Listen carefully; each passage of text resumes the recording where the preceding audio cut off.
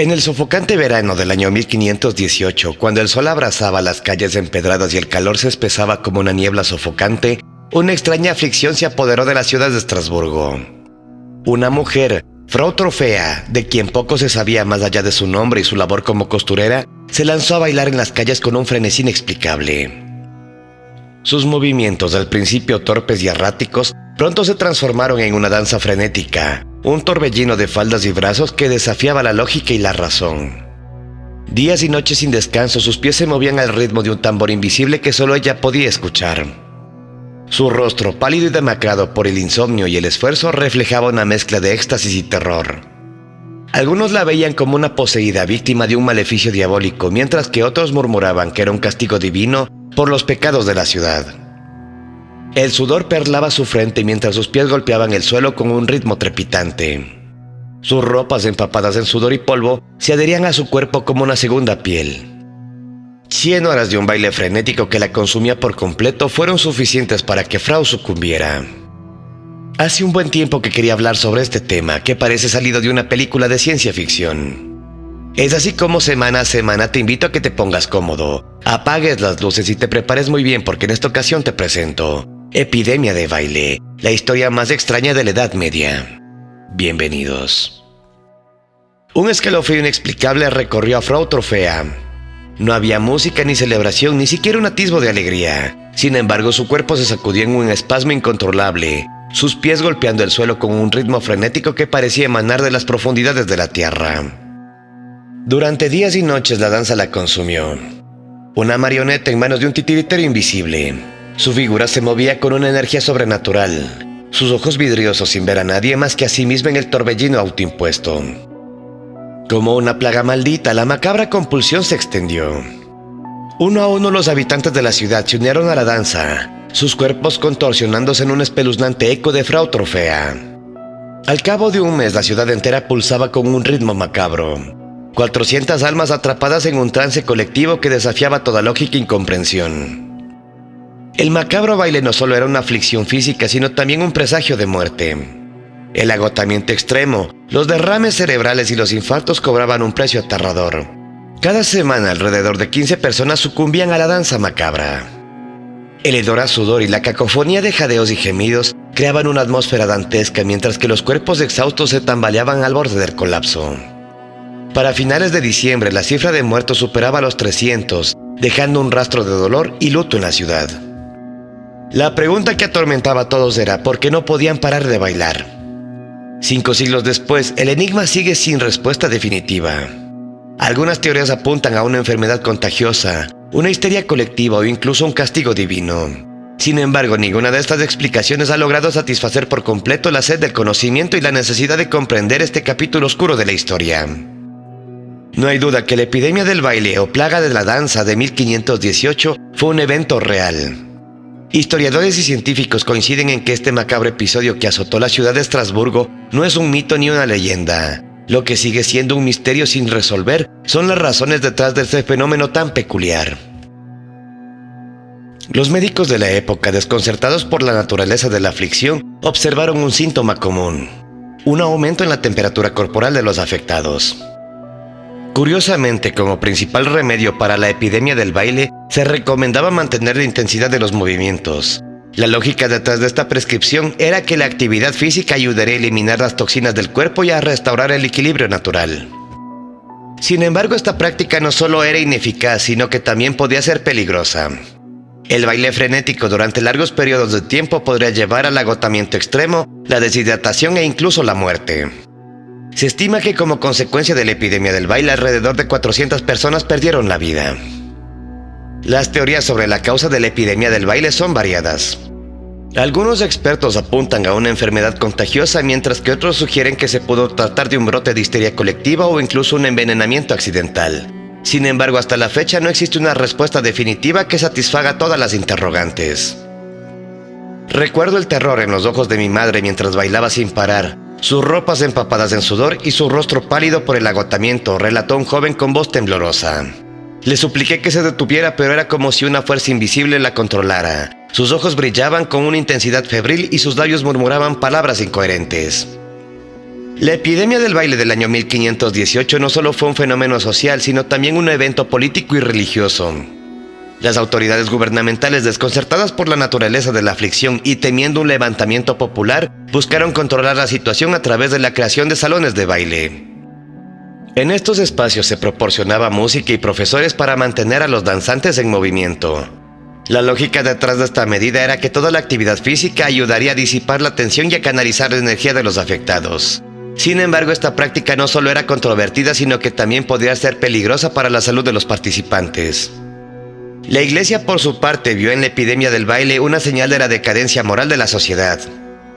En sus prédicas dominicales, los sacerdotes condenaban la danza como un acto pecaminoso y una ofensa a Dios. Sin embargo, sus esfuerzos por frenar el fenómeno tuvieron un éxito limitado. La explicación más aceptada para la epidemia del baile es que los afectados se encontraban en un estado de trance. Sin embargo, el origen de este estado alterado de conciencia sigue siendo objeto de debate. Otras teorías contemplan causas como enfermedades contagiosas. Se ha especulado que la epidemia del baile podría haber sido un brote de una enfermedad desconocida que afectaba el sistema nervioso. Histeria colectiva. Esta teoría sugiere que la epidemia del baile fue un episodio de histeria colectiva en el que el miedo y la sugestión se propagaron rápidamente entre la población. Envenenamiento accidental.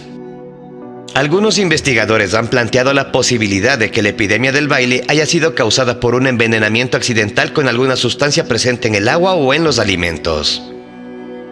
Algunos investigadores apuntan al cornezuelo, un hongo que crece en las plantas como el centeno, como responsable del brote. Su presencia inesperada en el pan de la época podría explicar la magnitud del evento. Las propiedades del cornezuelo, base de sustancias psicoactivas como el LSD, han llevado a algunos a considerarlo responsable de la epidemia del baile. Sin embargo, John Waller, doctor en Historia y Filosofía de la Ciencia, argumenta en una entrevista con Discovery en el año 2008 que los efectos del cornezuelo no son compatibles con movimientos coordinados que duran días. Waller señala que los afectados no solo temblaban o convulsionaban, sino que sus movimientos eran complejos y coordinados, como si estuvieran bailando a propósito. Esta discrepancia ha llevado a otros investigadores a buscar explicaciones en el contexto sociocultural de la época. Las fuertes oleadas invernales provocaron hambrunas que afectaron gravemente el bienestar de la población. La irrupción de la sífilis y el inicio de una epidemia de viruela empeoraron la situación. En este contexto, según Waller, la ansiedad y los falsos temores se apoderaron de la región.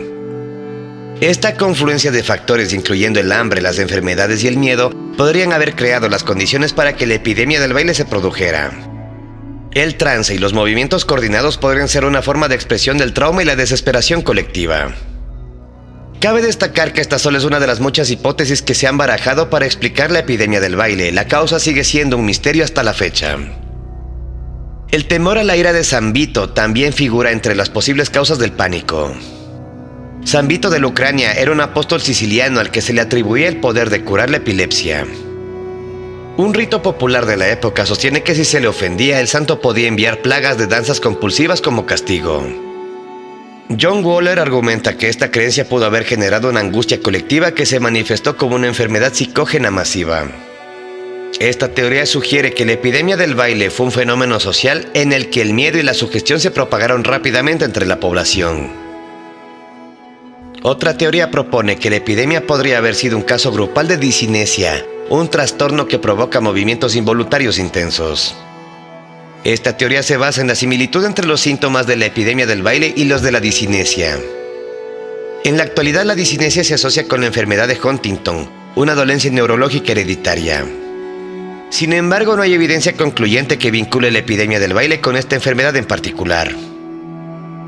Antes del año 1518 se reportaron alrededor de 7 brotes similares en Europa medieval. En el año 1247, un grupo de 200 bailarines desatados pereció al desplomarse el puente donde danzaban. Existen relatos de episodios similares en Inglaterra y Alemania. En la Edad Media. Año 1021, Erfurt, Alemania. Año 1237, Utrecht, Países Bajos. Año 1247, el que hicimos mención hace un momento. Año 1374, Metz, Francia. Año 1451, Molinella, Italia. Año 1518, Estrasburgo, Francia. Entre los siglos XVII al XIX. Año 1621, Aix-en-Provence, Francia. Año 1638, Estrasburgo, Francia. Año 1674, en algún lugar de Suecia. Año 1713, Toulon, Francia. Año 1785, Madagascar. Año 1840, Madagascar de nuevo. Año 1860, Noruega. En el siglo XX, año 1914, Tanganica, actual Tanzania. Año 1962, Tanzania de nuevo. Estos eventos históricos sugieren que la epidemia del baile del año 1518 no fue un hecho aislado. Se trata de un fenómeno complejo que ha ocurrido en diferentes épocas y lugares, desafiando las explicaciones simplistas y ofreciendo un fascinante campo de estudio para los investigadores. Si bien no se ha previsto un regreso de este singular episodio que se ubica entre un mito y la leyenda, diversos movimientos artísticos han reivindicado su valor y han creado singulares performances. Estas recreaciones suelen ser de corta duración y se centran en la observación por parte del público. Afortunadamente, las consecuencias no son tan nefastas como las que sufrió Frau Trofea y su desafortunado grupo. El legado de la epidemia del baile ha permanecido en la cultura popular. Diversas obras de arte, literatura y cine han recreado este evento, a menudo con fines de entretenimiento o reflexión. Más allá de su aspecto misterioso, la epidemia del baile nos recuerda la fragilidad de la mente humana y la importancia de comprender las fuerzas que pueden influir en nuestro comportamiento. Este evento histórico también nos invita a reflexionar sobre la importancia de la empatía y la compasión hacia aquellos que sufren de trastornos mentales o neurológicos.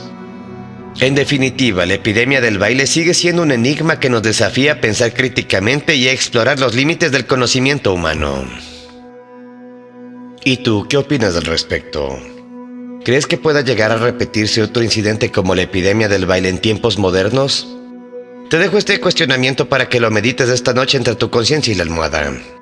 Profundiza en este tema, saca tus propias conclusiones y por favor no dejes de compartirlas conmigo abajo en la caja de comentarios. Antes de concluir el video, les quería contar que estoy planeando un viaje a España con el propósito de llevar a cabo investigaciones in situ en lugares de gran relevancia histórica y cultural como la Almuzara y Montserrat. Estas exploraciones no solo enriquecerán mi conocimiento, sino que también me permitirán compartir descubrimientos y perspectivas únicas con todos ustedes. Para hacer realidad esta iniciativa, solicito su generoso apoyo mediante donaciones. Su contribución no solo respaldará esta valiosa investigación, sino que también les brindará la oportunidad de ser parte integral de este viaje de descubrimiento. Cada aporte, por pequeño que sea, será una inversión en el conocimiento y en la difusión de la cultura y la historia. Les agradezco de antemano por considerar apoyar este proyecto. Sus donaciones son esenciales para hacer posible este viaje y compartir con ustedes experiencias auténticas desde el corazón de España. Si te ha gustado el video, estaría muy agradecido que le dieras un pulgar arriba y lo compartieses con un amigo. Así podremos llevar este contenido a más personas apasionadas por este tema. Si acabas de descubrir mi canal, te invito a que te suscribas para acceder a todo mi contenido anterior. Tengo cosas muy interesantes que compartir y sé que te van a encantar. No te olvides de activar la campana de notificaciones para que no te pierdas ninguno de mis próximos videos. Además, puedes seguirme en mis redes sociales para mantenernos en contacto. Espero tus mensajes, consejos y sugerencias. Como siempre, encontrarás en la descripción los enlaces directos. Soy André Luis y te dejo mi más danzante saludo. Hasta el siguiente video.